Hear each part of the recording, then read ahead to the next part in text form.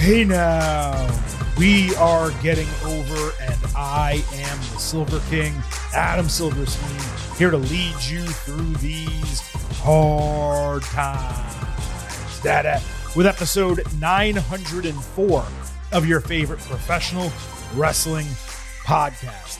That's right, Getting Over is back once again, and it is Thursday, so you know exactly what that means. We will be talking all things NXT and AEW, but this is a show unlike any we have ever attempted before. It is one of the most ambitious single episodes in the history of the Getting Over Wrestling podcast, because we will not only be discussing everything that happened in NXT and AEW this week, we will be delivering to you not one or two, but three ultimate previews in a single episode.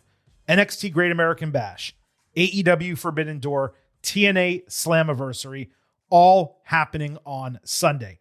And not only that, Silver King spent a few hours catching up on everything that happened in AAA over the last 3 weeks, and there have been some significant developments there as well. So we will be covering 4 different brands and 3 different premium events before this show is out. And if you're thinking to yourself, wow, Silver King, that is impressive. What does it take to deliver performance-enhancing audio of this quality into our ear holes? What can we do to thank you? I'll tell you exactly what you can do. You can remember that the Getting Over Wrestling podcast is all about Defy. So head over to Apple Podcasts and Spotify, leave a 5-star rating on Apple, take a little extra time, leave a 5-star written review. If you do, we will read it live right here on the show. Here is the order of operations for everything that is to come. We're actually going to kick off with AAA. A lot of stuff happened related to the main roster and NXT as well, so I kind of want to get that out of the way. Then we'll discuss NXT television. We'll give you the NXT Great American Bash Ultimate Preview, AEW television, the AEW Forbidden Door Ultimate Preview, and your TNA Slammiversary Ultimate Preview, which will include, let's call it, notes on what happened the last month on TNA television, all of which I caught up with over the last week. So there are timestamps in your episode description. Make sure you find those if you wish to jump around the program. As always, though, I hope you listen to the entire show, and we're getting right into it. Let's kick off with AAA. Rey Mysterio did his first media availability as general manager. He put over the Mexican and South American tour for WWE, which when you look at it in its totality, it's kind of awesome. I'm not sure WWE is actually getting enough credit for it. Don't get me wrong. It's all money and global exposure motivated, of course, but good business can still be good for fans. And those 2 weeks seem like they are going to be ridiculously good for fans. I am not sure how well the shows are selling. I do wonder about WWE's decision-making doing this head-to-head with week 1 of the NFL season. It seems like a huge error to not run it the prior week. Why would you compete for attention unnecessarily? You aren't gaining market share from the NFL, and doing this internationally, they're not watching the NFL, so you're not distracting them from American football. Live shows in Mexico, house shows across South America. At the end of the day, you know what? It's pretty damn cool. That's cool. El Grande Americano celebrated his Máscara contra Máscara win backstage in the arms of Los Americanos. He thanked everyone and everything he could think of for their support and belief. He did not mention Los Americanos, which I found interesting. It may have just been overlooked. It was announced that he will challenge for the AAA Mega Championship against whomever is champion come night 2 of Triple Mania. There has not been an obvious number 1 contender created in the interim beside him, so one will need to be developed if Dominic Mysterio is going to be defending the title before September, which he absolutely needs to. Dominic cut a backstage promo where he said plenty has changed recently in AAA, except him being the mega champion and the king of the luchadors. It was a strong promo. It didn't advance anything. So again, my hope was that a challenger would step up. Unsurprisingly, Americano received an insane pop with loud crowd chants as he entered for the first time since that monumental victory. There was a child in the crowd who was literally crying at the sight of him. Totally insane. Before the show, he entered the arena carrying a duck in a Mexican football jersey, which has World Cup relevance. I'm not going to get into it, but you can Google Merlin the Duck Mexico and You can find out for yourself. Americano wore a beautiful silver mask with blue accents. I would say it's his best yet. He thanked the fans for helping him take down Original, proving the true force and power of their culture, AAA and Lucha Libre, as well as everyone else who was involved. Americano passionately refocused on winning the Mega Championship and beating Dominic. He called him out, did not answer. Rather randomly, Carmen Petrovic from NXT slowly strutted down the ramp. Now, confused, Americano focused on her, which frankly was not tough to understand given the way she walked out there. I was up all night. And then out of nowhere, a returning Daga along with Bronco Nima from NXT and Los Garza from WWE surrounded the ring for a 4-on-1 attack with Carmen stalking around the squared circle. The fans immediately reacted when seeing Daga. Americano was valiant in his effort, only to ultimately eat an impressive twisting slam off Nima's shoulders. The heels then all took off their hoodies to reveal Perros de Mal shirts, immediately drawing a huge reaction. Petrovic added an exclamation point with her Street Fighter style spin kick basement to end the show. Well, that was cool as shit, the Perros de Mal attack and showing up there at the end. First, here's the background I knew without researching. That's that Perros de Mal, the Dogs of Evil, were a longtime Lucha Libre faction, actually existed in CMLL and AAA. It's included some huge names over the years. The most notable member was Perro Aguayo Jr., and they had like NWO level popularity in Mexico.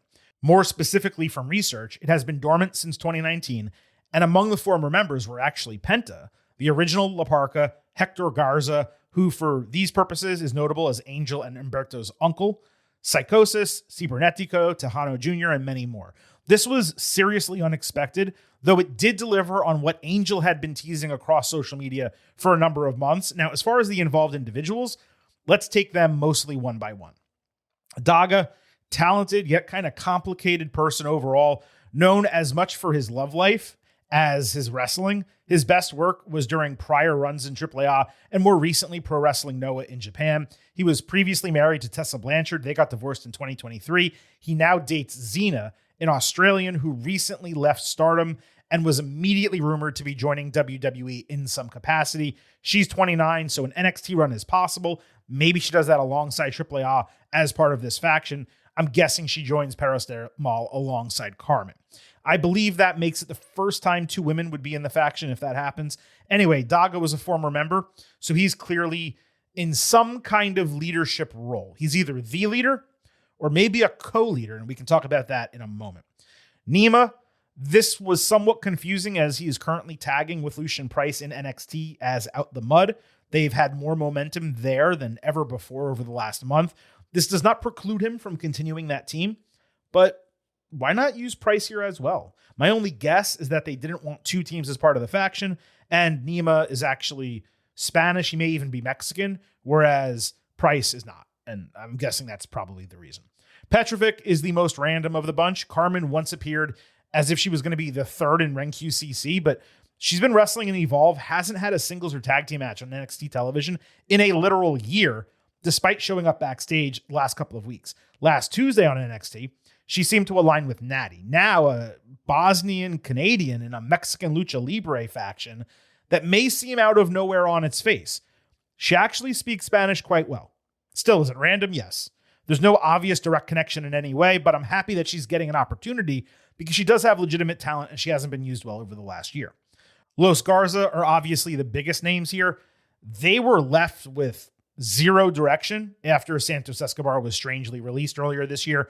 These guys are so talented. They have personalities. It's ridiculous that they are not a staple of the WWE main roster tag team scene. They should have multiple championship reigns already under their belt. There's been no effort whatsoever on Maine to get them over. They got squashed by Obafemi on Raw. Then they did comedy with Danhausen the last 2 weeks. We'll talk about what happened on SmackDown. I happen to know already. I saw early cut of the SmackDown broadcast. We'll be criticizing that next week. But now they're feared members of a heel faction in Mexico. Again, it's okay to appear on multiple brands and differentiate what you do on those shows, but there needs to be a through line of logic in terms of those characters and personalities. We got that on NXT Tuesday. You are not going to get that on SmackDown this Friday. Overall, this was executed incredibly well. Americano now has plenty to do between now and Triple Mania just to keep him busy until AAA is ready to run the Dominic feud full force, likely a month out, mid-August after SummerSlam. There's the obvious question of why Los Americanos and other babyfaces did not run out to Americanos' aid, the former a larger issue than the latter. But that lacking logic, it's not really uncommon when it comes to segments like this, especially at the end of shows. The attack and reveal were well done. The development of a major faction is almost always exciting. And ultimately, there's nothing but positives to take from this. Basically, Americano will need to add one man and one woman in order to combat Perros del Mal, which should not be tough to find given the amount of folks in that AAA locker room. It would be even more interesting if Dominic was revealed, as the leader of Perros del Mal. That may be a little bit too much, but it would make a lot of sense, and it would put Americano at even greater odds going into Triple Mania. This had 13 million social media views less than 24 hours after it aired on YouTube. Pretty damn wild. That's how big this faction has been historically. Lince Dorado beat Joaquin Wilde, Cruz del Toro, Octagon Jr., and Mini Vikingo to become number one contender for the Cruiserweight title. Wilde and del Toro are still considered LWO members, which is somewhat odd and, as far as I'm concerned, completely unnecessary.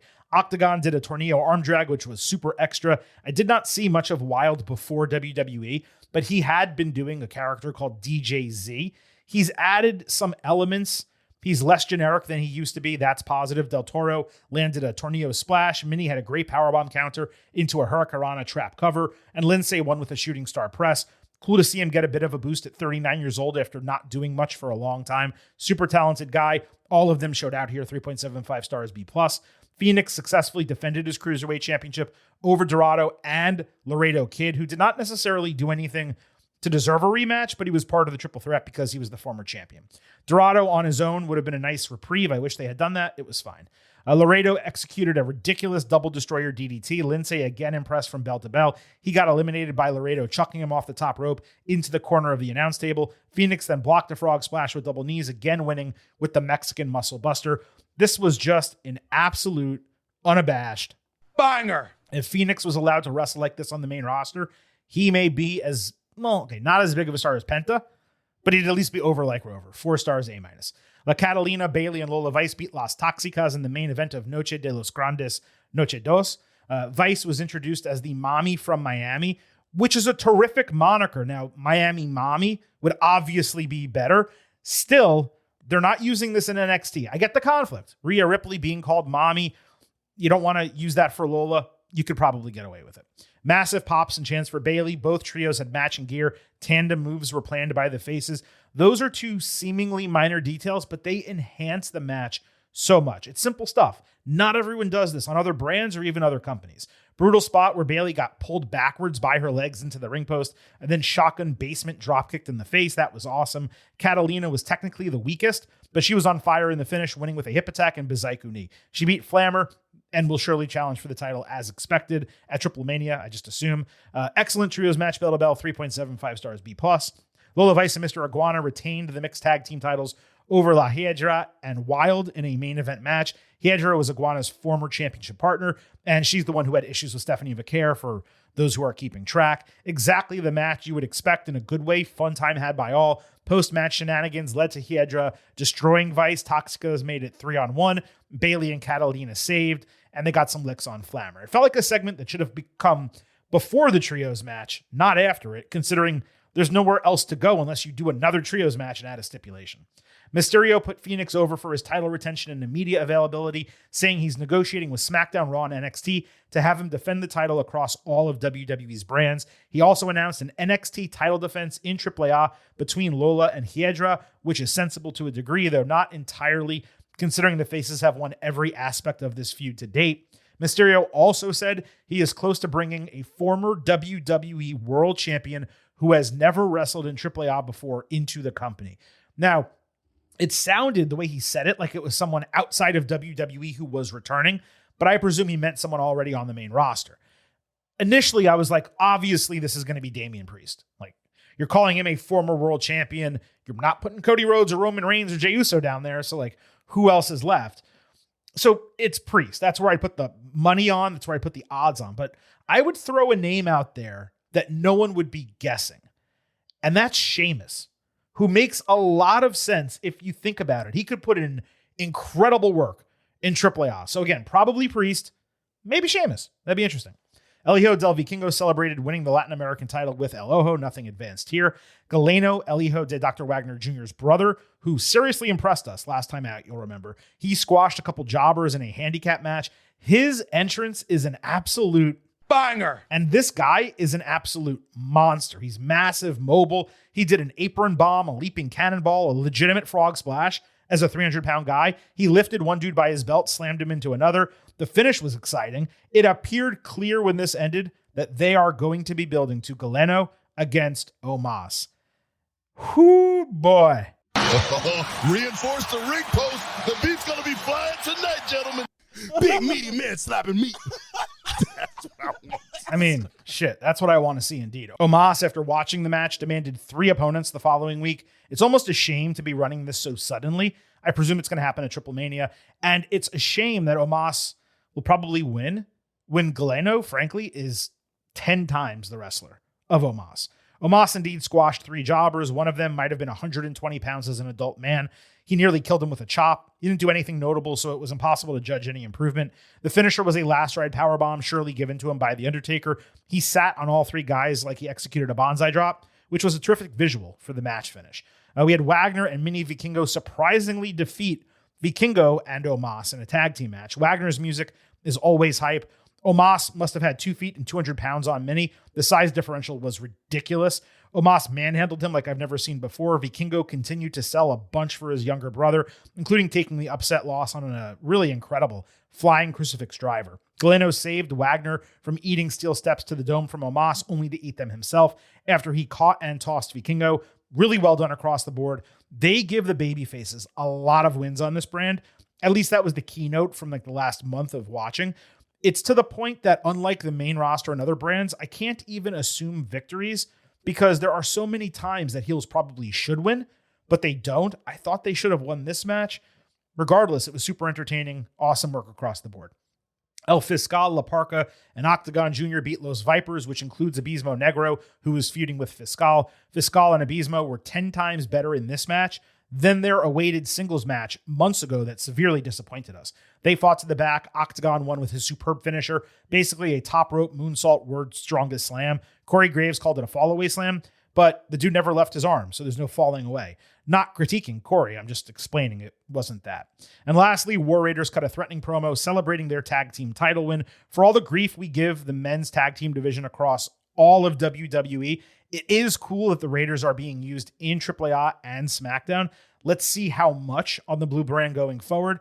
That said, across the 3 shows, no one stepped up as tag team challengers to them. So they're just there. Hey, we're the champions. We're big and scary.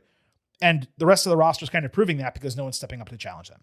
So that was AAA over the last, I believe, 3 weeks. It was just really great wrestling, man. When you can watch these, 3 1-hour shows and without commercials, they're really like 40-ish minutes on YouTube. You use NordVPN, you go to Algeria, so there's no commercials, and you just fast forward through the breaks. It's a super easy watch. And again, watching these 3 hours of AAA were the best 3 hours of anything I covered on this episode. It was better than 2 hours of NXT plus 1 hour of anything else. It was better than any 3-hour segment from AEW this week, and it was certainly better than TNA. I went through 4 episodes of TNA, and it was largely dog shit, okay? That's just the truth. Anyway, that wraps up AAA. So Silver King should remind you at this juncture that you need to follow us on social media at Getting Overcast on Twitter and Blue Sky. You get episode drops, news, analysis, highlights. You can send in questions and comments for the show. On YouTube, you can listen to the show. You can watch our full-length video interviews. And if you hit the link in our social media profiles, you can join our free Slack channel. You can shop on Fanatics through WWE Shop. Give us a little bit of a kickback for stuff you were going to buy anyway. And of course, you can subscribe to the podcast wherever you listen to audio. So again, find us on social media at Getting Overcast. Moving over to NXT, we will first discuss segments that did not directly have to do with building for Great American Bash, and then we will give you the NXT Great American Bash Ultimate Preview. The Evolve Championship was on the line. Aaron Rourke, the champion, defending against Tristan Angels. Tony D'Angelo put over Rourke backstage before the match, which was pretty cool, particularly from a macho dude. Moments into the match with Angels in control, the lights flashed red with someone laughing over the PA. There was a botch spot later where Angels was supposed to pick up something he dropped ringside, and an arm was supposed to grab him and pull him under the ring. But his arm was on the ground, his hand was on the ground, and nothing happened. So he just kept it there for like 5 to 7 seconds. It made Angels look like an absolute moron. He ultimately did get pulled under the ring, and once back inside, work hit Molly go around to retain the title. This is not at all how I would have suggested opening an episode of television, especially a go-home show for a premium event. A guy who has never wrestled on your brand against a relatively new name in an unspectacular match, serving purely as a platform for distractions. Shiloh Hill did not even reveal himself at the end. Poorly conceptualized, poorly placed, poorly executed. Market zero. And I wish I could tell you it was the thing I hated most from NXT, but it was not. EK Prosper fought Keanu Carver. As expected, Carver beat the shit out of dude. Prosper went on a run after the break of the standing Shining Wizard, a springboard moonsault outside, only to get his head taken off with a lariat. Prosper kicked out and answered with a flying leg lariat, but Carver caught him flying, threw him into the ropes, and ran perpendicularly, pouncing his ass halfway across the ring. However, Prosper rolled out of a powerbomb, shocking Carver with a counter for the 1-2-3. Carver obviously attacked immediately after the bell, powerbombing Prosper through the announce table while snapping, screaming, etc. Robert Stone later ran down Carver for all his actions, just yelled at him in his face. He obviously refused to apologize, saying he was ready to run roughshod over the locker room until he gets a title match. I got to tell you, you know what? Flawless segments. Exactly what they needed to be for both guys. Carver got to flex against a smaller, talented dude. Prosper looked dangerous enough despite his smaller relative size. And expectations were countered with a clean babyface upset win. Would have preferred a better cover, an O'Connor roll or a jackknife. It was not that believable that a guy EK's size would be able to keep Keanu down with a seated roll-up. But that was not overly important considering how this transpired. Carver's arrow, it continues to point up. I see regular notable progress with all the work he's getting in the ring. Dude has an incredible shoot fighter look. He has no issues speaking. So if he can get the in-ring down, I mean, watch out. Like, this guy's legit. Carmen Petrovic and Nikita Lyons were putting over Natty without her being there. When Jada Parker came in with the, I guess, heels mocking her for soul-searching after her loss, Parker was speechless when Out the Mud came through checking on her. Jada said she's not okay, and she left. Lucian Price then questioned Bronco Nima about what happened in AAA, but Nima said it's just some business he's got to take care of, and they are all good. I'm glad NXT addressed that, right? We'll discuss it a little bit later in the show. It was a smart segment to get OTM back around Parker, given their prior relationship. Having Petrovic in the same scene with Nima as well made a lot of sense. So, like, that was hugely positive. I would not mind if OTM reformed with Jada, but the point was more to show that the guys still had her back because she doesn't have a lot of friends in NXT. Nice to see the Jada storyline is continuing and likely headed the way we discussed last week.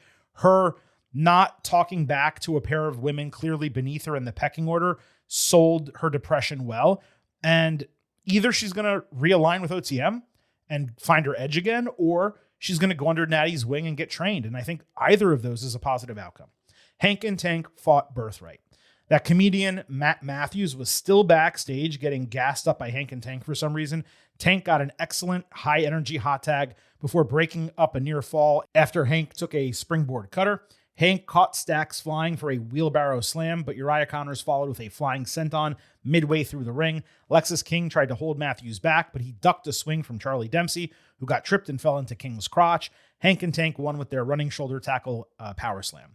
There were a few stretches of entertaining wrestling here, but this was not for me in any way whatsoever. A heel faction that has struggled to find relevance looked like idiots, and they lost a match they needed to win with a comedian doing nothing and getting over instead of them. Beyond that, when it comes to Hank and Tank, in addition to not liking the team as comprised, let alone the gimmick and the ineffective comedy, the primary reason I'm so dissatisfied with them is the pairing has done a grave disservice to Tank Ledger, who could get over massively given his personality and look as a singles performer. Walker is an anchor on this guy's career. And I don't say that to be mean to Hank. It's just easy to tell who has a ceiling and who does not.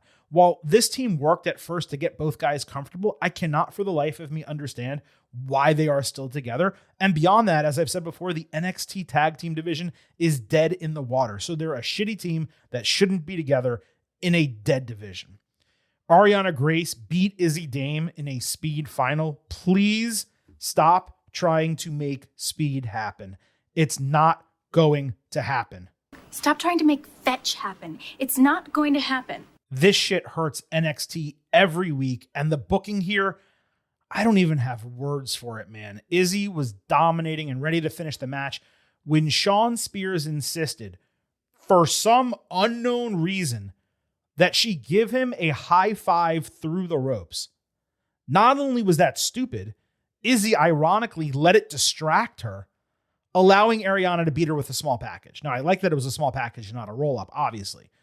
But this was straight up dumb. So dumb.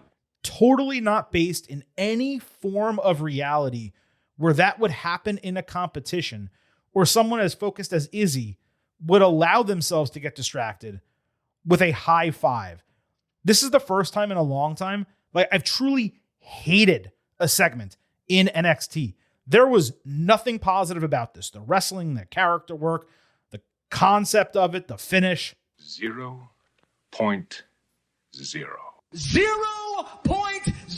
Mr. Blutarski. Like I said, it was just so effing dumb. Sean Legacy and Dorian Van Dukes fought the culling. Dame and Nico Vance were in Spears' face through the break leading into the scheduled match.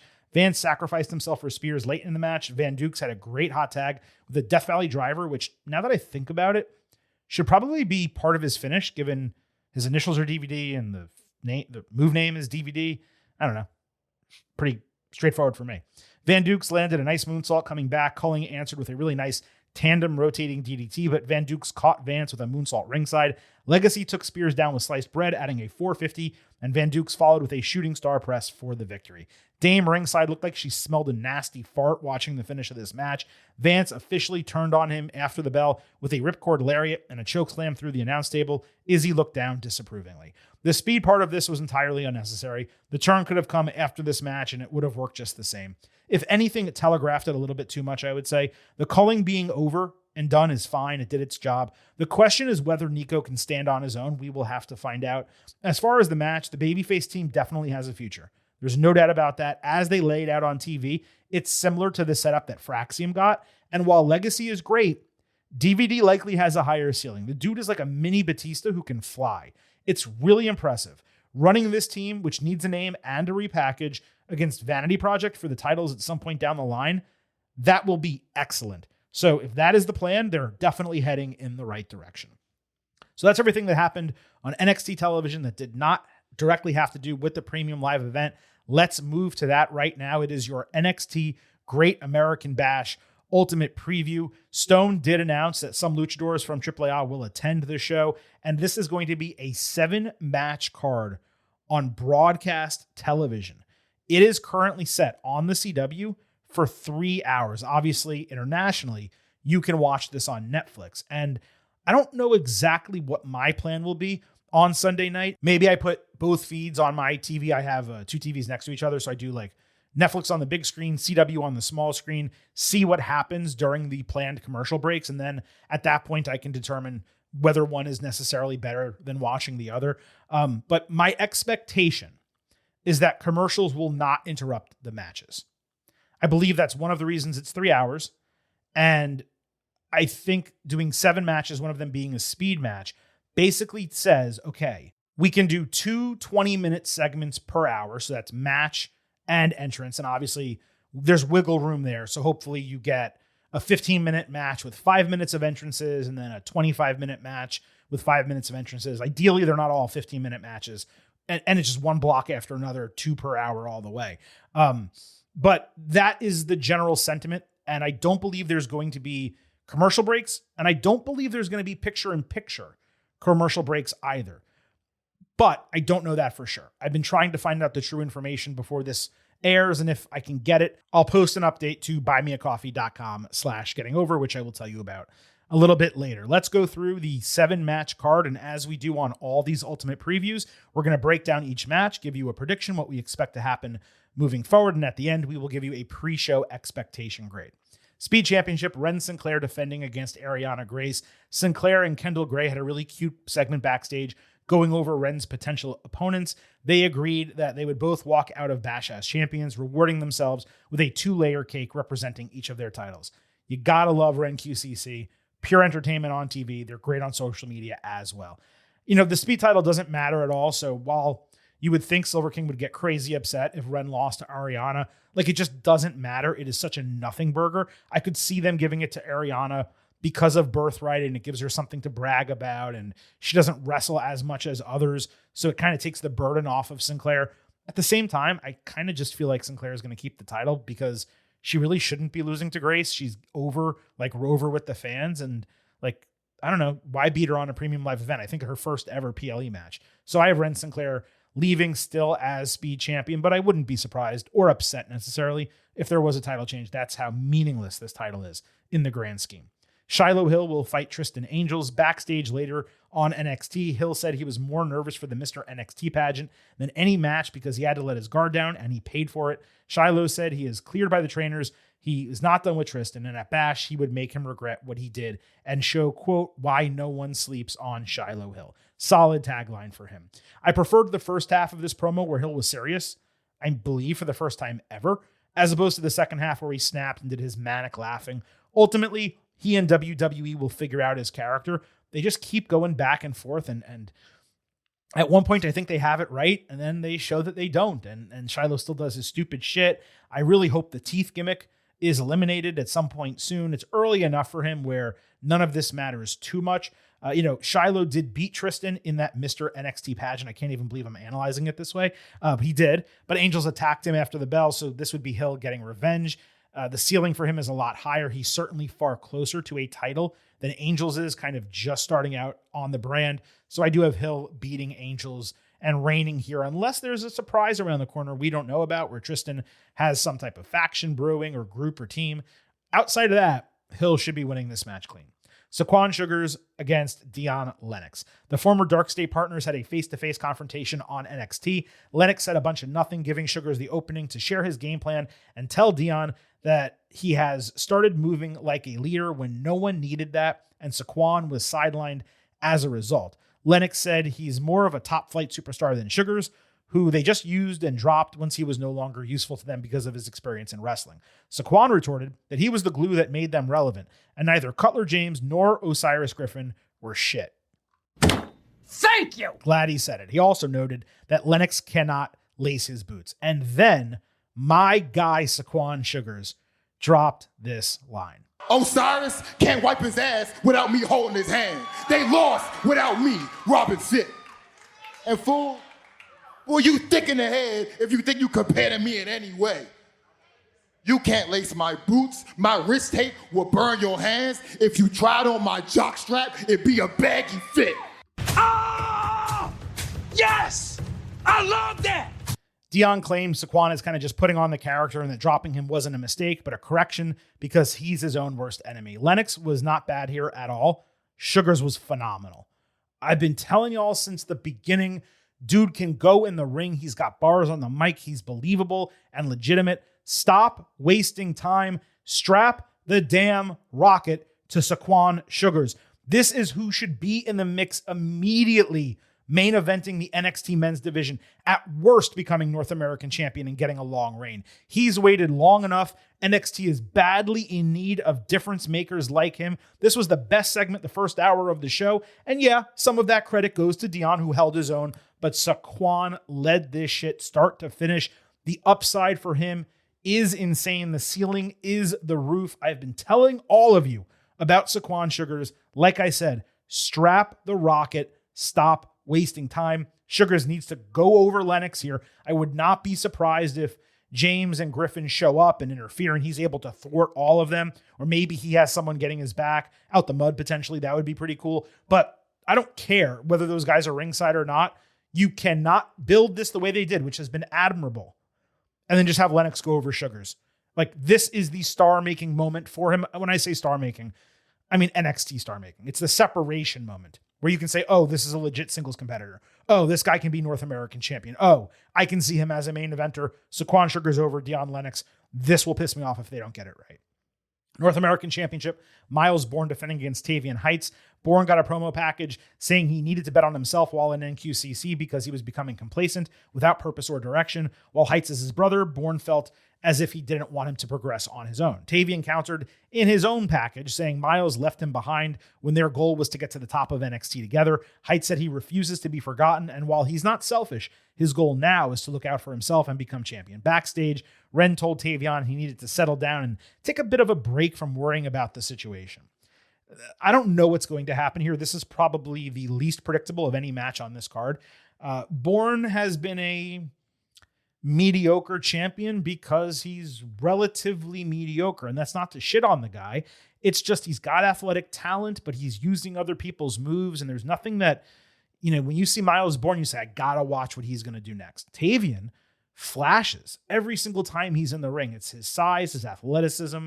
He's a suplex machine, not like Kama, the human suplex machine, but he is a suplex machine. The question is, can he vary his repertoire a little bit more? I would take the title off Bourne if I was going to move him into the main event. I don't think he's ready for that. And Heights is not yet fully heel. So I would put Bourne over Heights, have Tavian go heel, and then probably rematch at some point down the line, beat Miles, take the title. I don't believe they're there yet. And even if that's not the booking plan, I'm just telling you what I would do. If that's not the booking plan, I'd be a little surprised if they just put Heights immediately over Bourne so soon after he won the title. So I have Bourne retaining the North American Championship. Another North American Championship match, Zarya defending against Tatum Paxley. Zarya got a promo package where she related to Paxley, saying they were standing in other shadows a year ago, watching them fight over the North American Championship. Of course, speaking about Sol Ruca and Izzy Dame. She was proud of both of them for breaking free and winning the title themselves, even if Zarya had to start her reign at Tatum's expense. Zarya was furious that Paxley refused to let her enjoy her success, saying it's clear Tatum is addicted not to people or objects, but pain. She granted her a rematch at Bash. That way Paxley could remember her pain forever. What's particularly ironic about this is that 1 year ago, Sol fought Izzy for this title at Great American Bash. So it's literally the women that were held down going after the title on the exact same show 1 year later. That's cool. I don't know if it was purposeful, if they realized it after the fact and then made it the case. But again, that's pretty damn cool. So look, Tatum just lost the title to Zarya. It seemed like after that defeat, she was main roster bound. Therefore, I was a bit surprised that she was right back here getting the rematch, even though on the podcast episode where we discussed this, I said it wouldn't be, outside of what NXT normally does to have this match happen. It's exactly what went down with Tatum and Blake Monroe. Tatum beat her. It intensified a little bit. She beat her a second time, buried Blake in the casket match, I believe it was, center packing to the main roster. So I wouldn't be surprised again. Paxley had a great match with Zarya the first time. I think they can go even stronger here. I am surprised there's not a stipulation attached to it. That would have made a lot of sense. But Zarya over Paxley, she retains the title she just won. It really would not make sense to flip it. I can't imagine Tatum staying in NXT, 1. And 2, the only reason for Zarya to lose would be to go after the main championship. And there are plenty of women around that title right now. I think she's really solid where she is as North American champion, even if you can argue that she would be the best NXT champion in the company right now. So Zarya retains over Paxley. Tatum is up on the main roster, and I think they're actually going to have her work with Bayley and Lyra Valkyria. I mean, maybe just because I want it so bad that I'm going to will it into reality. But it seems like that's what they're trying to tell us on Raw. We will find out in the near future. Again, Zarya retains the title. NXT Championship, Tony D'Angelo defending against Naraku. D'Angelo opened the show angry with Stone that Naraku had not signed the contract, wondering what was going on. Just 15 minutes later, totally impatient, Tony D stormed into the parking lot. He was with Stone. Naraku was waiting with the folder. When he opened it, Tony D's face got consumed by a fireball, and D'Angelo ultimately got taken away by an ambulance. Stone later ran down Naraku for his actions, threatening a suspension. He laughed back in the general manager's face, knowing he would not cancel an NXT title match for such an important show like Bash. Stone, holding the NXT title Tony left behind, later said he would announce Naraku's opponent for Bash before the end of the show. My commentary here is telling you to imagine the Spider-Man meme with Naraku, Karrion Kross, and Aleister Black. Mostly a shrug for me, as it was entirely unnecessary for the feud doing the fireball, but it was fitting for Naraku's character, and it was worthy of a laugh. He does a great job towing the line of being like a cartoonishly evil villain, without the cringe aspect. And that's a thin line you can cross easily. The mocking laugh was the cherry on top. It's a shame that D'Angelo family no longer exists because this feud fits that gimmick perfectly. This getting so much run on the Go Home show, it told me it likely will main event because no matter how well NXT books women, for some reason, they refuse to allow them to close out PLEs. That does not make a shred of sense to me. So dumb. Stone main evented NXT holding the title in the ring, stating emphatically that the match will happen as scheduled, except he apparently did not mean that, as after he introduced Naraku, who demanded the title for himself, Mason Rook came out and said he would oppose him if the slot was open. All a vanity project interrupted with Jackson Drake calling Rook pork chop twice, saying he was a main event superstar who belonged in the match. Rook, who was dressed normally but still very sloppy, fought him to the back as Naraku again demanded the title. Stone instead pointed to the entrance ramp where D'Angelo returned. Despite only having one good eye, he had bloody gauze over his right side. He tried to take out Naraku, but the challenger poked the spot and escaped. I cannot for the life of me understand why this was added to the feud on the go home 5 days before Bash, unless it's done as an excuse for D'Angelo to lose, to create a title change, and give Tony D an opening to get a rematch sooner than later. If D'Angelo wins anyway, Naraku looks like shit. If he loses, then as a viewer, you know it's getting run back. What's further confusing is that Naraku did not debut as a heel, and he said he was there to protect D'Angelo's title until he was ready to challenge. Now, that did play out, to be fair, technically, but all of that happened inside of like a month and only through one title defense. It was interesting. I thought they were going to do a 2 to 3 month story where Naraku had his back and Tony D was wondering why and so on and so forth. Then they eventually, challenge for the title. Naraku wins and D'Angelo gets outsmarted and probably gets called up to the main roster. Instead, it's all happening inside of a month and it feels rushed. Overall, there is enough here for a title match on a major show. For me, this should not be the closeout bout. I won't drone on about that further because I've already said it a few times, but the women's match is much stronger with a better storyline and better wrestlers.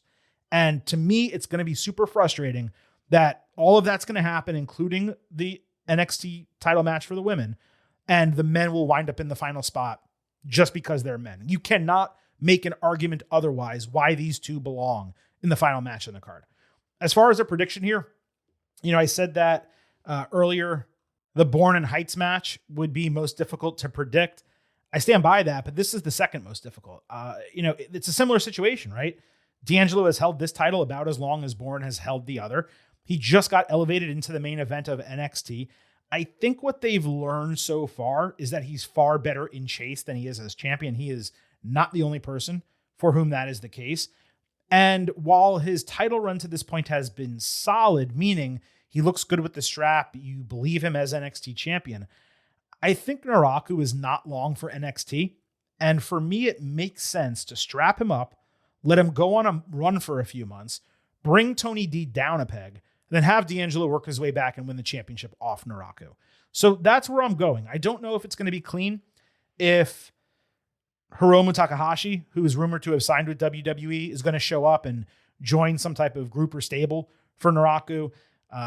If the injured eye is going to play into it, where he just goes after it because he's evil and so on and so forth. I just feel like going into the show, Naraku is going to walk out as NXT champion, and I don't believe it's going to result in a call-up for D'Angelo. So we're going to have a big title change here, possibly in the main event of Great American Bash. But the main event for this show is the NXT Championship, Lola Vice defending against Kendall Gray. This contract signing happened backstage, given what went down with the men in and around the ring, backstage, etc. Stone said it was the co-main event. He did not specify which was going on last, though, again, we all know it should be this match, which is why it's the main event of our show. Silver King has that ability because, after all, this is my show. My show. Gray told Vice that last week's belt shot was an accident. Lola didn't want to hear it, saying Kendall's redemption story would not come at her expense. They agreed that they have done a great job crossing over from their fighting disciplines, but Vice said that she would be on top at the end because Gray always crumbles under pressure. Kendall said that she needs to win and lead the division so she can raise the bar in NXT. Lola was confident that Kendall would continue advancing women's wrestling one day, but again, not while she is champion. There are worse promos in NXT on the main roster and in other companies, but man, Kendall Gray needs so much work in that area. It's not that she's scripted. It's that she sounds like she's reading off of a script or even cue cards. There's not a natural acting bone in her entire body. For all the Kurt Angle comparisons, the reason Kurt was such a fast riser, it's because he had natural charisma. Kendall does not. Now, no one is saying that she won't be great or cannot get there. I believe she will. But man, she either needs to start speaking off the cuff, or if she's going to be scripted, she needs to practice her intonation and her personality a lot more than she has been. She should be going to acting classes in Orlando outside of the WWE Performance Center. If Becky Lynch, okay, the greatest women's wrestler of all time, and it's not just me saying that, it's Vintage saying that, it's the Getting Over Wrestling podcast saying that. If Becky Lynch can go to acting and improv classes, and this was before she was anywhere close to being a star. If she can do all of that, then guess what? Kendall Gray can as well, especially when she's living in a city that has a plethora of them because it is a mini entertainment community. Obviously, I'm saying mini compared to Los Angeles, New York, Chicago, etc. There are plenty of acting schools in the Orlando area. She needs to get into one as soon as possible. Shockingly, Lola was great. In the past, she's only been passable on promos. She does repeat words a ton. She called Kendall mama like every 30 seconds. She often repeats her points as well. But Vice was far more natural and believable in this face-to-face. As far as the content, all of their points landed. It's the right storyline for the match. They went home well. You believe the amateur wrestler against, somewhat professional MMA fighter going head-to-head, both badly wanting it, being baby faces, but having an edge on their own. It does work extremely well together. As far as predicting a winner, extremely tough to do here. You can make a case for both. I don't believe there's any legitimate reason to pull the title off Lola immediately unless WWE is ready to bring her up to the main roster. And if you told me, I don't know, even 4 months ago, hey, Silver King, what do you think about Lola on the main roster? I'd laugh. No, she's not ready for that. I actually believe she is now, and Raw needs more women. So there's a space for her. So I'm going to give you 2 answers, okay? If it's a call-up, then, Kendall wins, and Lola goes over to Raw, and it fits extremely well. I will note she is dating, I believe, Damian Priest. He's on SmackDown, so maybe she would just go to SmackDown. But again, then you need to move women from SmackDown over to Raw. We've had that conversation separately. Julia should already be on Raw. So on one hand, if there's a call-up, potentially, then Kendall winning the title makes a lot of sense. If they are not calling up Vice, she's done extremely well as champion. There's the Kalani Jordan factor hanging out there. Does she come down and distract, Gray, because technically they are 1-1 in their singles matches? It is technically unfair that Kendall got a number 1 contendership and Lonnie did not. They've already done a triple threat between them. Maybe it's Lonnie who ultimately dethrones Lola, and then Kendall takes the title from Lonnie later this year. That's something that we've pontificated on the show before. I'm a lot closer to that than Gray just getting her win. Although if you were going to do it at the Great American Bash, given her amateur wrestling background, it does make a lot of sense there as well. But I think you want to save Kendall winning the title for a bigger show that's outside of the WWE Performance Center. I believe this is going to be the match of the night. As I've said many times already, I believe it's the worthy main event. I'm going to have Vice retaining the NXT Championship. I just believe that's the way it's going to go. But I'd be absolutely thrilled if Gray became champion. She just needs to work on her promos and character, as I said a few moments ago. So that wraps up your ultimate preview for NXT Great American Bash. In terms of a pre-show expectation grade going in, I am pretty positive about this show. NXT Premium Live events on their own generally deliver. The card is extremely strong. The 2 women's matches, the one we just talked about, Zarya and Tatum, I believe they're going to carry the affair. Potential breakout opportunity for Saquon Sugars. And Tony D'Angelo and Naraku, I think it's going to be a pretty great match because they're both awesome wrestlers. And there's the potential for a major title change there. So I'm actually going to go decently high on an expectation, 92 A-. I was at a 90 A- for WWE Night of Champions, just to give you a comparison. I believe this is going to be the best show of the weekend. And I don't mean it's necessarily going to have the most banger wrestling matches. I'm just saying top to bottom, start to finish. I believe this will be the most entertaining show we get of the 4 premium events between Saturday and Sunday. So 92 A- for Great American Bash. In the irony of all ironies, so Silver King hit pause on his recording to take a sip of water because I'm doing this myself. There's no natural pauses like there are when Vintage Chris Vanini speaks and we do the show together. So I paused to take a sip of water. I was like, you know what? Let me just check Twitter. Let me see what's going on. And literally, as I am going on this rant about which match should main event NXT Great American Bash, General Manager Robert Stone announced on social media, guess what? Lola Vice and Kendall Gray will be main eventing the show with the NXT title on the line. Tony D'Angelo and Naraku will be opening the program. That is clearly the right move. Silver King is clearly excited that they made the right decision. So credit to everyone for making the correct call, Shawn Michaels and anyone else who is involved in that. But before we move over to AEW, Silver King does need to remind you here at the Getting Over Wrestling podcast. I happen to love the number 5. And I hope you do as well. For $5 a month, $50 for the entire year, you can become an official Getting Overhead. Just visit buymeacoffee.com/gettingover.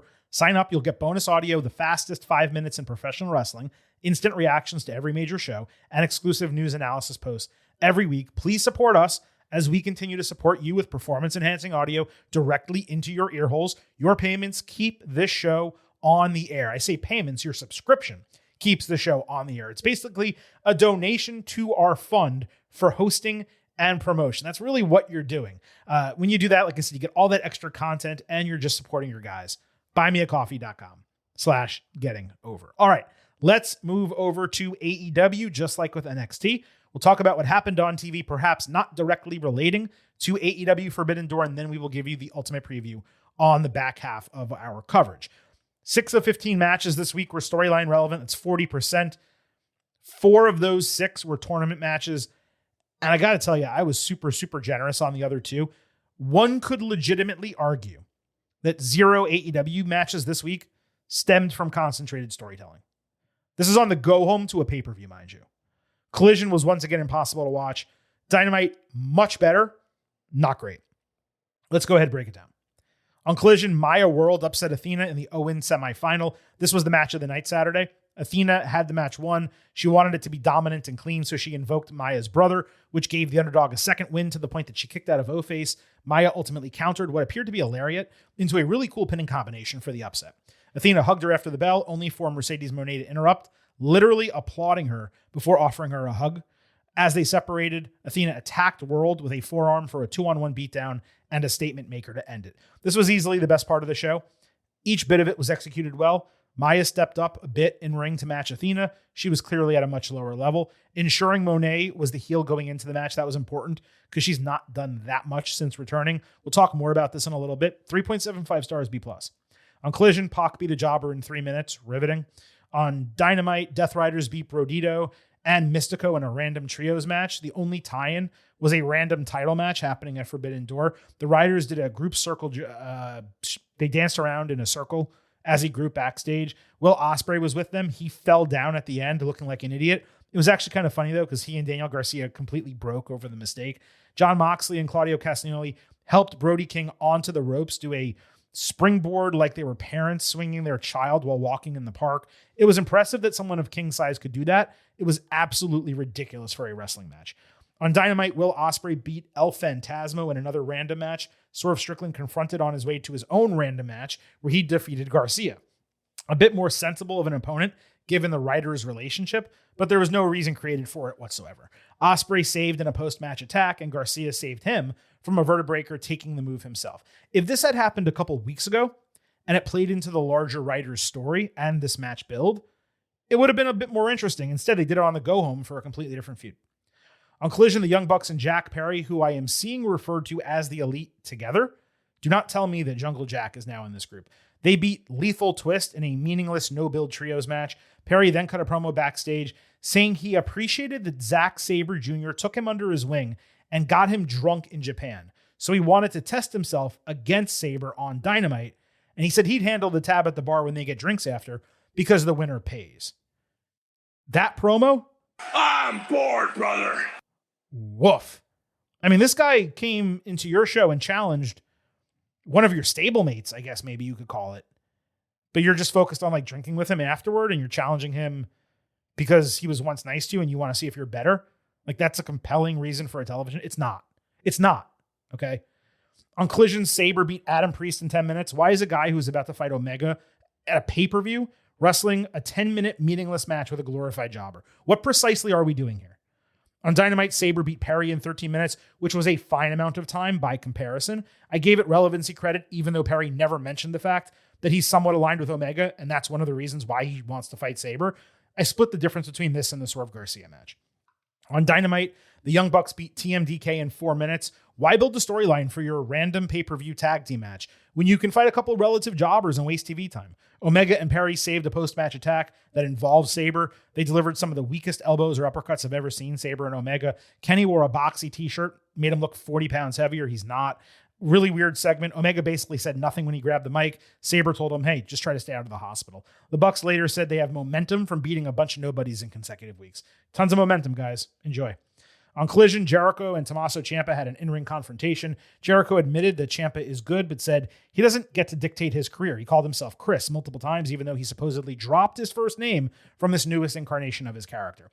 Ciampa was pleased that Jericho showed a spark, which was no different than the way he'd spoken before. So he challenged him to a fight at Beach Break near his home in Florida so they can show the world whether he's truly great or Ciampa is better as he claims. It ended in a brawl with a Ciampa mule kick and Jericho blade job. Jericho then tried to be super intense, promising violence against Ciampa, saying he needed that attack as a wake-up call. As I said about WWE on Tuesday, there were a few times during this show, Dynamite specifically, where there was nothing conceptually wrong with what they did, but the reasoning of it was so clunky and stupid. There's no segment, and this was technically on Collision, there's no segment where that was more correct than this one. It's the type of story you would run with some young guy trying to level himself up. Ciampa's 41 with a big gray beard. This felt like a TNA-coded feud. I had just watched Eric Young do a bunch of shit in TNA, and Ciampa is like 10 times the wrestler of Eric Young. But I saw that, and then I looked at this, and I was like, not that different of a story they're telling. On Collision, Hurt Syndicate beat a couple jobbers in 2 minutes.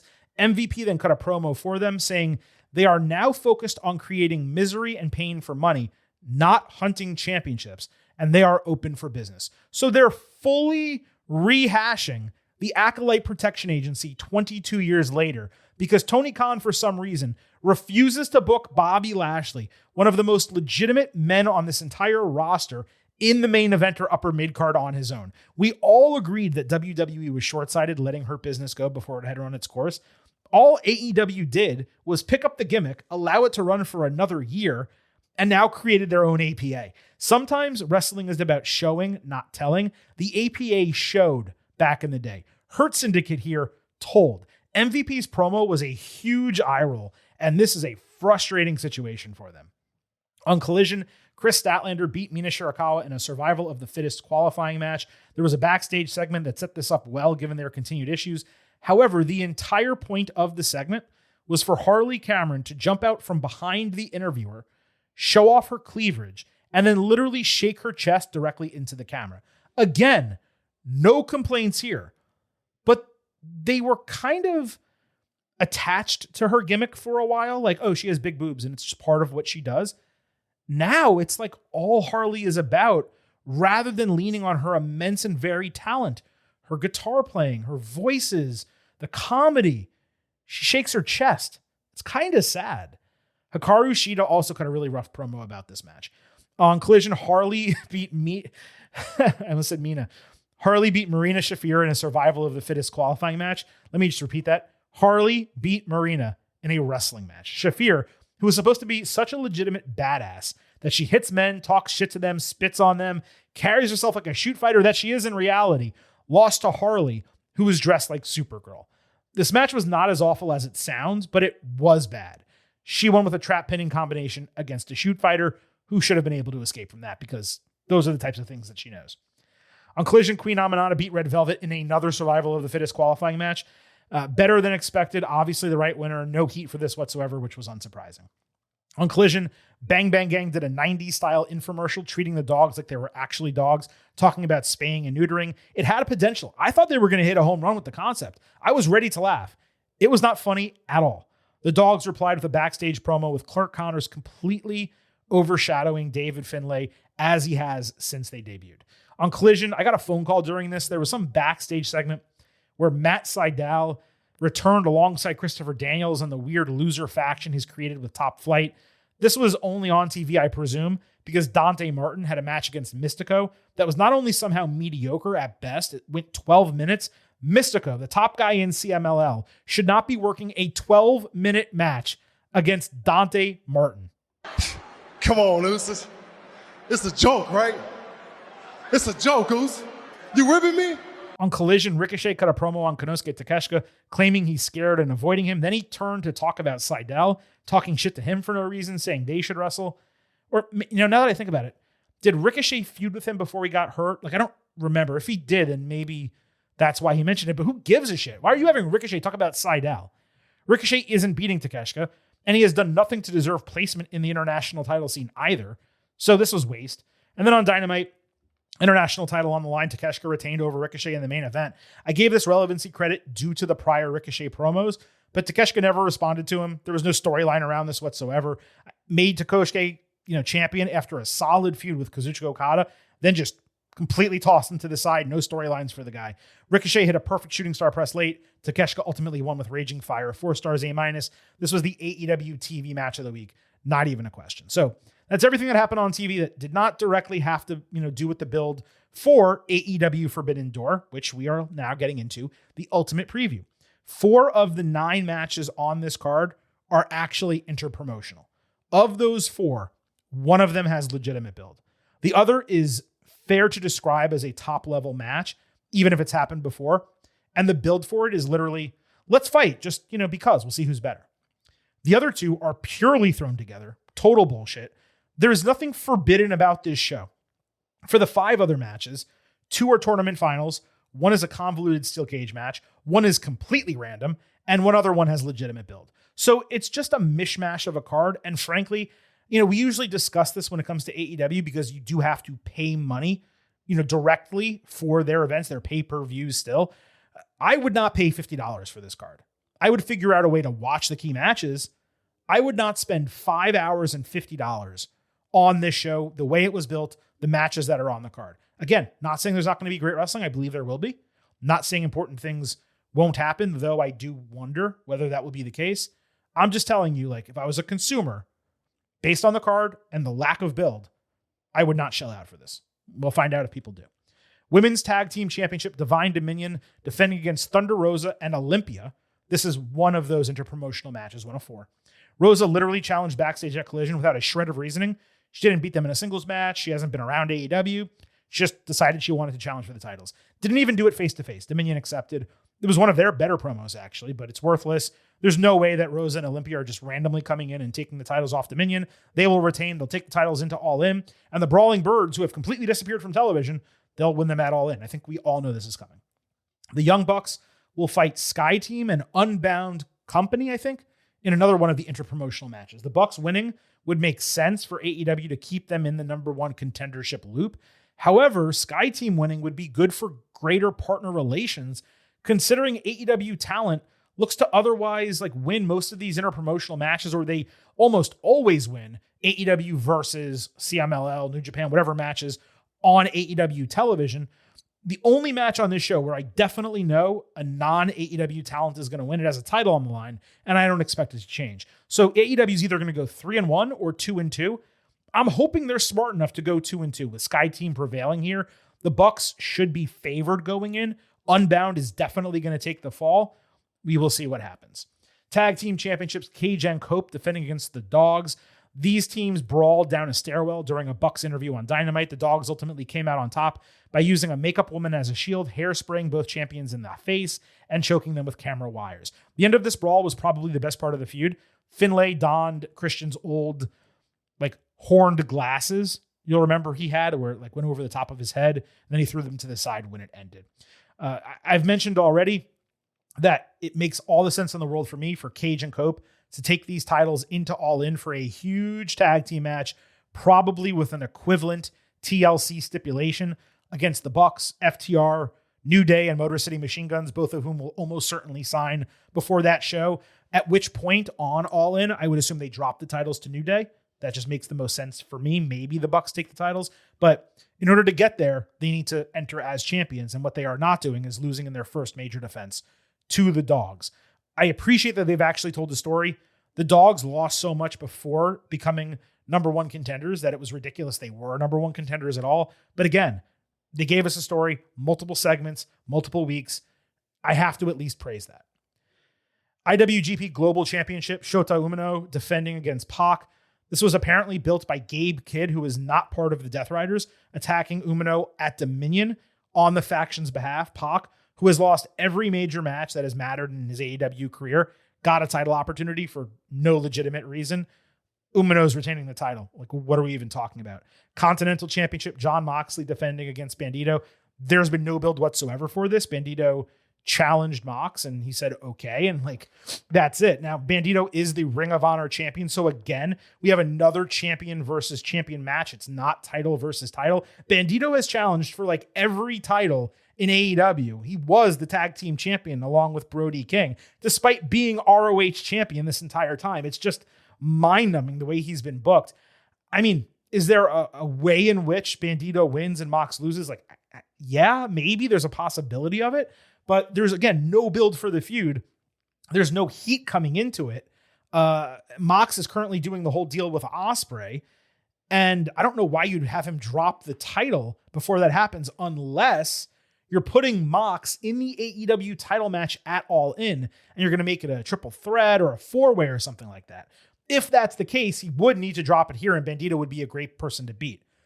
But if not, then Mox is retaining the title. And if he beats Bandito, then you know what happens. To beat the champion, to be able to beat the champion. That doesn't make any sense. Theoretically, he should get a Ring of Honor title shot. This has already happened recently where a Ring of Honor champion, I want to say, lost to an AEW star. I don't want to differentiate because Bandito does work both promotions, but where a Ring of Honor champion lost to someone else in another title match, and then they didn't put their title on the line as a consequence, which is ridiculous. They really should. It won't happen here, I'm sure. Mox wins. Bandito never defends against him. That's the guess. Kenny Omega against Zack Sabre Jr., another one of the interpromotional matches. You know, like, how do I predict this? Like, it's Sabre showed up. He said, I want to fight someone. Omega, I pick you. And Kenny's like, okay, cool. Let's fight. Like, we've done it before, so it's not forbidden. None of these matches are forbidden because all these companies work together and people appear on each other's shows all the time. So there's two ways to look at it.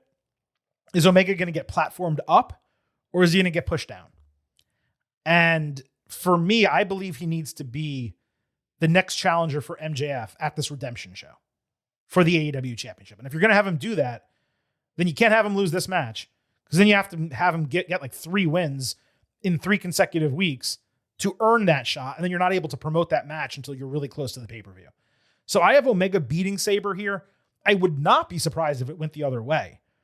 But for what they're trying to do in AEW with Ospreay and MJF and the way Omega's kind of been integrated in that, I just think it makes the most sense for Omega to win, even though, you know, there's an easy argument for Sabre. Omega's consistently injured. Sabre, literally, his gimmick is attacking joints and parts of the body, manipulation and all that, creating pain. Like, if someone was going to attack Kenny's diverticulitis, which again is not a real thing in terms of something that you can attack for pain in this type of manner, especially after this long and surgery's been completed and he's been completely cleared. He could do that and it could work where Omega like submits to preserve himself because he doesn't want to get too injured. That's the way it would happen if Sabre wins. I'm going to go with Omega. Women's Championship, Tekla defending against Starlight Kid, another interpromotional match. A video package was shown of Tekla invading Stardom, attacking the president with a microphone, needing to be restrained and dragged out of the arena. Starlight, I think, stopped her from spitting on him. This 30-second package was the go-home to what has actually been the only legitimately built interpromotional match on this show. So I kind of want to give them credit for that. AEW, on one hand, for focusing the interpromotional duties on the women's match, but on the other, this has been really weak. It's largely involved Tekla spitting, and the rest of the similar matches have somehow been built even worse from a storytelling perspective. So it's positive that the women's match is the best built, but even it is poorly built, if that makes sense. There's no way. I would be absolutely floored if Starlight won the AEW women's title. So I have Tekla retaining. But that even goes to show how difficult the build is here, right? You have Tekla shitting on Stardom every single week. She's spitting on the logo. You guys suck. Your president sucks. Give me your best. Starlight shows up. She beats her. How does that help Stardom? It doesn't. That's the answer. Mercedes Moné will fight Maya World in the Owen final. There was a back and forth promo video on Dynamite that was not call and response, so that was a positive. It was solid other than Mercedes looking ridiculous holding her title while standing in a desert. I think it was a green screen. It probably wasn't, and I'm just like going overboard, but it kind of looked like that as well. I wish someone would tell me. Monet said she's a boss, which was interesting. She also stopped the CEO dance, and her theme has been remixed. It's not the same as it was when she initially debuted in AEW. Now, 9 times out of 10, given Maya's legitimate personal story and the upset-minded nature of her victories to this point, 9 times out of 10, I would advocate for AEW to go all the way and have her win this match. The problem is the winner gets a title shot at All In, and you are not booking Tekla Maya World in your top women's match on your biggest show, particularly because Toni Storm is not around. And if she was, then you could do Toni Mercedes in a non-title match and have that be your top women's match, and then allow something like this to happen lower in the card. Therefore, creatively, you're just kind of stuck right now. The best move would be for Maya to take Mercedes to her limit, with Monet overcoming her in the end, then immediately put World into the vacated TBS championship that they are doing with Survival of the Fittest. She wouldn't have to go over anyone individually because it's a multi-person match. She could get a couple retentions, and then she could drop that title. So you give her a push. It's something decent. You've established her, and then you move on with the rest of your division. Unfortunately, Maya is not part of that right now. So hopefully this at least benefits Monet, and they continue using the story to paint her as an asshole heel, which is what they have accomplished to this point. If I'm predicting and I'm putting it all on the line here, I gotta predict Mercedes beats Maya. I am anticipating the match more than I thought I would, and we'll see how the booking goes. Will Ospreay will fight Swerve Strickland in the men's Owen final. We already kind of went over the go home for this. It wasn't that much. Look, the goal is Will Ospreay main eventing All In. It's either going to be against MJF or Kenny Omega. I believe it should be MJF. I've stated that many times. There's a rumor that MJF has a knee injury. If that's the case, maybe they do flip it to Omega, and it's Ospreay Omega Dream Match Part 3, I want to say. Regardless, the key factor in this is Ospreay. I love Swerve. I think you all know Swerve Strickland's probably my favorite wrestler in all of AEW. But he's not winning this match. Ospreay is main eventing All In. Ospreay is challenging for the title. Strickland is not. So Ospreay beats Swerve, and I wish there was more, detailed analysis to give you, but it's super cut and dry. MJF and Don Callis family will fight Mark Briscoe, the Conglomeration, Darby Allin, and Konosuke Takeshita in a steel cage match with a number 1 contendership for Briscoe on the line. The faces backstage on Dynamite agreed to do what they can to help Briscoe. MJF fronted the family with Kevin Knight calling out Darby, which reminded me that Allin came back after being attacked by Knight and has not been focused on him. So dumb. Kazuchika Okada said bitch, Kyle Fletcher called out Takeshita, and MJF prevented Andrade El Idolo from speaking, doing his normal bragging shit. Briscoe started a main event promo segment, separating them as blue-collar grown man and white-collar privileged boy. He further said none of the family truly had MJF's back, so Callis distracted him. That way MJF could attack from behind. The show ended with one-on-one serialized fighting, like an episode of SmackDown in 2004. Heel face, hitting signatures and finishers in order of their respective feuds for the most part. Jack Doyle impressed against Allin. Andrade and MJF got into it again, trying to work together against Briscoe. This time Mark ducked, and the Dynamite Diamond Ring went to Andrade's face. Then MJF ate Jay Driller to end the segment. Well executed go home for the main event, especially considering the randomness of it and the fact that these teams literally fought each other 2 weeks ago. So we already know what it's going to look like in the ring with these 12 dudes fighting. I am still extremely curious how the hell this match is going to work. If it's a standard steel cage with a single ring, how are 12 guys going to fit in there?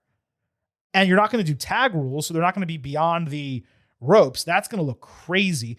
If the cage is extended beyond the actual ring and it's a Hell in a Cell style structure without a top, it's not really a steel cage match. It's a cell. I mean, it's kind of the gimmick that WWE has done with this for a long time. So the structure, the format, the way this is set up, it's going to go a long way to determining how well this concept is actually executed at the end of the day. For now, it's a total unknown. I'm extremely curious to see what happens Sunday when they put all of this together. In terms of the match, I mean, you would think that it's an absolute no-brainer for Briscoe to win. The only reason not to do it would be if MJF is legitimately injured and the goal is to push out his true wrestling, like the next time he steps in the ring and works a full match for 20, 30 minutes, and push all of that out to Redemption. Because if you have Briscoe win, I don't believe that's going to be the title match for the next pay-per-view. It'll probably be something that happens in a main event of Dynamite. If MJF is able to wrestle 2 weeks from now, let's say, 3 weeks from now, great. You have the Briscoe side win, the babyfaces win, and he defends the title against Briscoe, gets even for their prior feud, which Briscoe actually won, and then MJF moves on to presumably Omega, but certainly Ospreay potentially at All In. If he can't go, then the heel side winning eliminates Briscoe as a potential contender, and it preserves MJF all the way until Redemption. And you could even make it so he doesn't defend the title on that show either. He gets out of it one way or another. He won this, and therefore there's no number one contender. Sorry, Tony. S my D, and then, you move forward. Ultimately, you're doing this stipulation. It's a real strong baby face side. You have Doyle in there who can take a fall. On the other side, you do have both O'Reilly and Strong who can take the fall in addition to Briscoe. So the baby face side is weaker comparatively. Ultimately, I think it's simple. I think Briscoe pins MJF and the baby faces win. Briscoe gets his title shot. It probably happens 2 to 3 weeks from now on Dynamite. And then they refresh everything for Redemption and then ultimately All In later this summer. So that is the prediction for the main event of AEW Forbidden Door. I do think overall, in terms of a pre-show expectation grade, it is a strong card from a wrestling standpoint. I have already explained to you why I believe it's extremely weak from a storytelling standpoint, and I don't believe it's worth the money. If Ospreay and Swerve is not match of the night, I would be completely floored. I think Tekla and Starlight Kid has a chance to hugely impress. Omega and Sabre certainly, but you really need to like that type of wrestling. Everything else for me is pretty much give or take, and I don't have huge expectations for it. So I'm going to go in with a lower expectation grade here. Let's say an 88 out of 100, a B+. Like, it should be a good show. As always, certain fans will come out. This is the greatest thing that has ever happened in professional wrestling. I just don't see that based on this card. Simple as that. So that wraps up AEW this week, and all that's left is your TNA Slammiversary Ultimate Preview. A couple notes before we get to these matches. First, Tessa Blanchard was reportedly given an ultimatum to choose between working for TNA or CMLL going forward. She chose CMLL and was given a release by TNA. Steve Macklin requested his release, and it got granted, as did Myla Grace, I believe a men's wrestler as well. Tommy Dreamer was fired as head of creative, with Sami Callihan also released from a backstage role. So a lot of personnel shakeups here, a lot of questions. Is TNA thinning its roster because it's going to go on sale? There's been rumors about that. Personally, I haven't heard anything about TNA being sold. I believe that these people were dissatisfied and TNA said, screw it, let's just get rid of them. And I think they're going to bring in a lot of former WWE talent. That's how I believe they're going to strengthen their roster. I could be wrong about it, but we'll find out in the coming weeks. As far as stuff that happened on TV outside of this card, Stax beat Santino Marella when his daughter stopped the Cobra. Then the heels lost to Santino and Indy Hartwell in a mixed tag team match. Elena Black got a new awful tattoo that says, "Starve the ego, feed the soul." It is directly above her chest. She has made some truly bad decisions over the years. Indy beat her in less than 5 minutes in some weird situation with Ash by Elegance and Mara Sade. I could see a 4-way number one contendership or something being added to the card or possibly getting run on TV afterward. There was also an intergender match where Mr. Elegance beat Li Ying Lee, the champion, with an eye rake. It was absolutely awful. As far as the Slammiversary card, there are 9 matches. I will give you whatever context I can manage for each of the 9 matches. And of course, we'll give you predictions and any further discussion that I can conjure up moving forward for TNA. Knockouts Tag Team Championship, Elegance Brand defending against Rosemary and Ali Sade helped the faces beat the champions in a trios match. That created this opportunity with the titles on the line. I have actually been extremely entertained by everything they've been doing with Rosemary and Ali. I think it's called the Undead Realm. It's like when I see it happen on TNA, I actually stop and watch the entire thing. They didn't do it, I believe, any of the last 4 weeks that I watched. So that was hugely disappointing. I'd love for them to get the titles. I assume they're staying with Elegance brand. I guess we'll find out.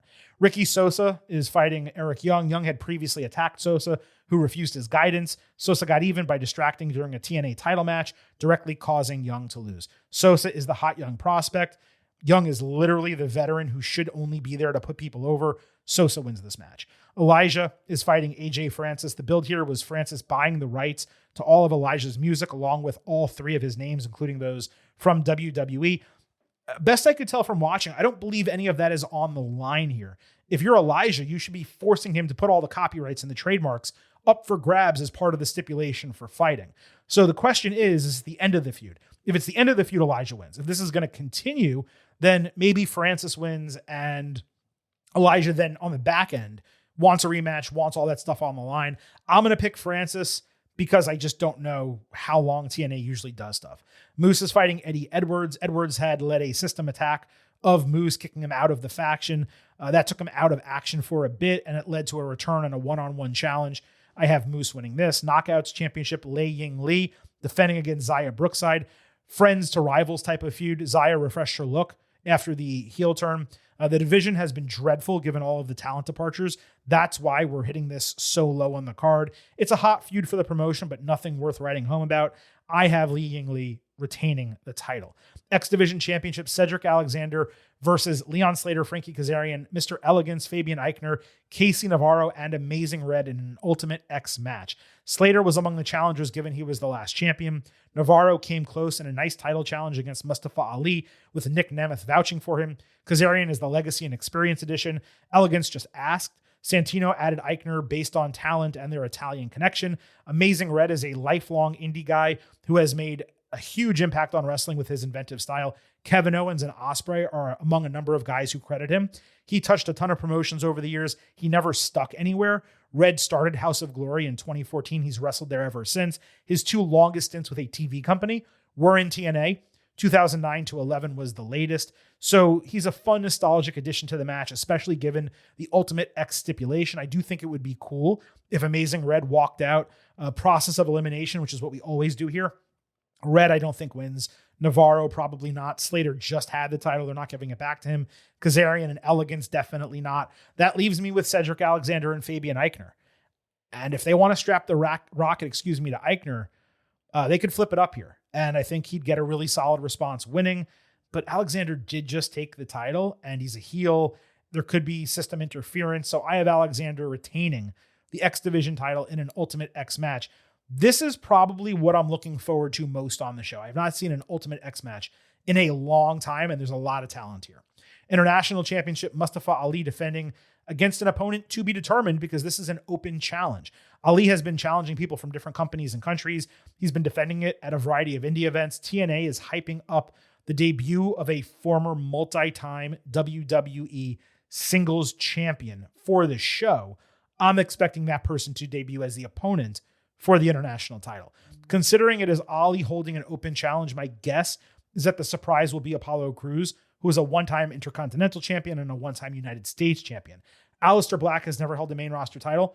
Baron Corbin only held the U.S. title one time, so neither of them fit the bill. Crews works. He would be a great signing for TNA, along with Eichner and Alexander. Lots of in-ring talent between those 3 and Ali. Ali is a heel.